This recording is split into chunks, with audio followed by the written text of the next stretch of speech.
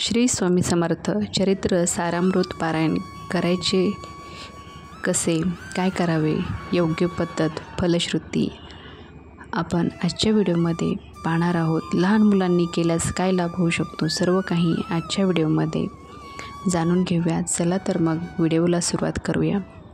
भिवू नकोस, मी तुझ्या पाठीशी आहे आणि अशक्यही शक्य करतील स्वामी। या कालातील शुभ आशीर्वाद विश्वास असणारे लाखो भाविक स्वामी चरणी लीन होत असतात। दत्त अवतारी स्वामी समर्थ महाराज असंख्यांचे श्रद्धास्थान आहेत। स्वामींची महती सांगावी तेवढी कमीच आहे। स्वामी समर्थ महाराजांच्या संदर्भात अनेक ग्रंथ, स्तोत्र, श्लोक, मंत्र असून भाविक याचा लाभ घेत असतात। श्री गुरु लीलामृत श्री स्वामी चरित्र सारामृत हे अतिशय प्रभावी ग्रंथ मानले गेले आहे। याचे नित्यनेमाने पारायण केल्यास तात्काळ फळ मिळू शकते अशी अनेक भाविकांची श्रद्धाही आहे आणि अनेकांचे तसे अनुभवही आहेत।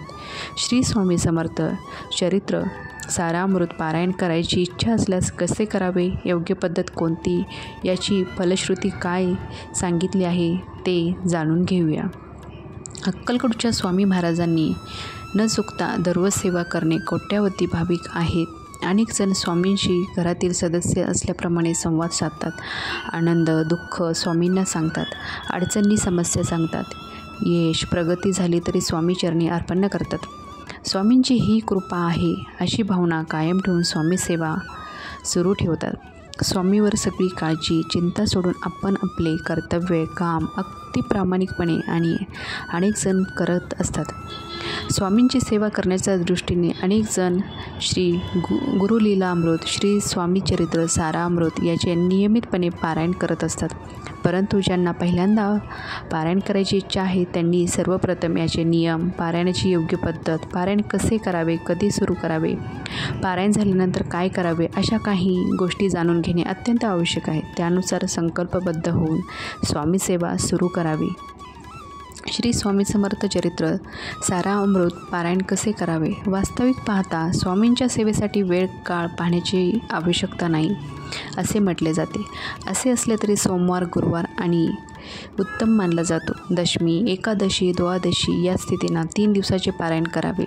ज्यांना शक्य आहे त्यांनी एका बैठकीतच संपूर्ण पोथीचे वाचन करावे।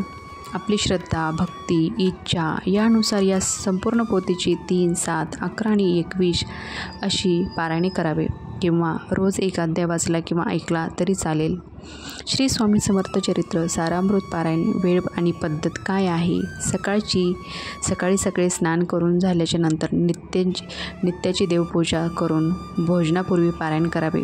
वेळ निश्चित करावी, शुद्ध वस्त्रे नेसावी, मस्तकी गंध लावावा, कुलदेवता, इष्टदेवता, गुरुदेव आणि श्री स्वामींचे स्मरण करावे। वडीलधाऱ्यांना वंदन करावे, नमस्कार करावा आणि पारायणाची सुरुवात करावी।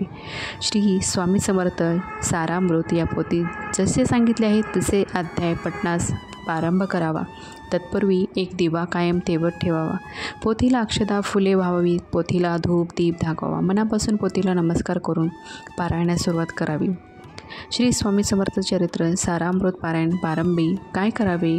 उजव्या तळहातावर पळीवर पाणी घेऊन आपले नाव, तिथी, दिनांक आणि वार याचा उल्लेख करून आपण कोणत्या इच्छापूर्ततेसाठी हे पारायण करत आहोत हे स्वामींना सांगून संकल्प करावा। तो उद्देश सफल व्हावा म्हणून श्रीची प्रार्थना करावी। हे झाल्यावर पळीभर हातात घेतलेले पाणी ताम्हणात सोडावे, निर्माल्ये आणि हे पाणी नंतर झाडांमध्ये टाकावे। श्री स्वामी समर्थ चरित्र सारामृत पारायण व्यवस्था कशी करावी? श्री स्वामी समर्थ चरित्र सारामृत पारायण करताना चौरंगावर उत्तम वस्त्र ठेवावे, त्यावर श्री स्वामींची मूर्ती ठेवावी किंवा फोटो ठेवा। रांगोळी काढावी, समई लावावी, गंध, पुष्प, धूप, दीप, नैवेद्य या पंचोपचाराने श्रींची पूजा करावी। आसनावर बसून श्री स्वामींचे स्मरण करून पोथीला वंदन करावे। त्यातील अर्थ नीट समजून घेऊन शांतपणे वाचन करावे। या समय श्री स्वामी महाराज आपल्यासमोर साक्षात बसलेले आहेत असा भाव असावा। चित्त प्रसन्न असावे। वाचन झाल्यावर स्वामींना गंध, फुले अर्पण करावे। धूप दीप नैवेद्य दाखवून आरती करावी। प्रसाद मनोभावे ग्रहण करावा। पारायणाची सांगता झाल्यावर यथाशक्ती दान करावे. स्वामी समर्थ चरित्र सारामृत पारायण विशेष नियम काय आहेत? वाचन करताना मन हे एकाग्र ठेवावे, इतर विचारांना दूर ठेवावे, शब्दांचा उच्चार योग्य रीतीने करावा, वाचनाचा अर्थ समजून घेऊन त्याचा विचार करावा. पारायण करताना भक्तिभावाने वाचन करावे, पूर्ण श्रद्धा विश्वासाने पारायण करावे. पारायण काळात सदाचाराने राहावे, ब्रह्मचर्य पाळावे, वाद विवाद भांडणे तंटे टाळावे, श्रींचे नामस्मरण करावे. त्यांच्या चरित्रकथाचे आशय लक्षात घेऊन त्यावर चिंतन आणि आत्मपरीक्षण करावे. वरील नियम हे सामान्य मार्गदर्शनासाठी आहेत. आपण आपल्या परिस्थितीनुसार आणि श्रद्धेनुसार त्यात बदल करू शकतात. श्री स्वामी समर्थ चरित्र सारामृत पारायण फलश्रुती. पारायणमुळे मन शांत, प्रसन्न, एकाग्र होते. नकारात्मक विचारांपासून मुक्तता मिळून सकारात्मक विचारसरणी विकसित होते. भक्ती, श्रद्धा आणि आत्मविश्वास वाढतो. आध्यात्मिक उन्नतीसाठी अनुकूल वातावरण निर्माण होते. इच्छा पूर्ण होण्यास मदत होते. संकटावर विजयप्राप्ती आणि जीवनातील अडचणी दूर होतात. कुटुंबात सुखसमृद्धी, मनोभाव वाढतो. समाधान प्राप्त होते. क्षमाशीलता, सहनशीलता आणि सकारात्मक विचारसरणी विकसित होते. जीवनाकडे सकारात्मक दृष्टिकोन विकसित होण्यास मदत होते. श्री स्वामी समर्थ सारामृत पारायण लहान मुलांनी केले तर चालते का, असे प्रश्न असतात बऱ्याच जणांचे. लहान मुलांनी पारायण केले तर चालते. पारायणामुळे मुलांमध्ये अनेक चांगले गुण विकसित होण्यास मदत होते. एकाग्रता, स्मरणशक्ती वाढते. नैतिक मूल्ये शिकतात. भाषा आणि शब्द संग्रह सुधारतो. आत्मविश्वास वाढतो आणि धार्मिक आध्यात्मिक भावना जागृत होतात.